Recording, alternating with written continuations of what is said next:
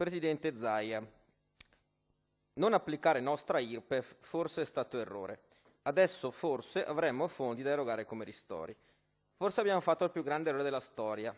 Noi è da 10 anni che non mettiamo tasse in Regione Veneto. Così il Presidente della Regione Veneto, eccetera, eccetera. Riflette sulla mancata applicazione dell'erzionale IRPEF regionale, rispondendo alle domande della stampa in merito alla possibilità di prevedere anche una quota regionale di ristoro, eccetera, eccetera. Forse era ironico, dopodiché resta il fatto che chi oggi guadagna più di 75.000 euro, e li guadagna quest'anno, visto che ormai si parlerebbe dell'anno prossimo, evidentemente ha sofferto meno di tanti altri i colpi della crisi. E i colpi di una crisi che sta battendo in maniera fortissima anche su chi magari 1 anno, 2 anni o 3 anni fa stava benissimo.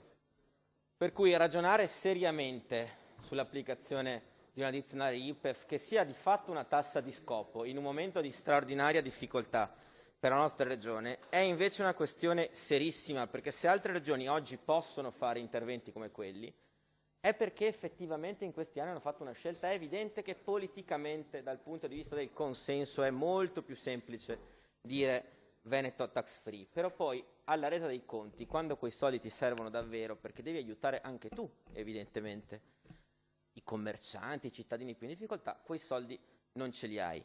Per cui, visto che fra, non certo oggi, non certo in assestamento di bilancio, ma fra qualche settimana avremo un bilancio preventivo da discutere, lì forse su questo c'è lo spazio per una riflessione. Grazie.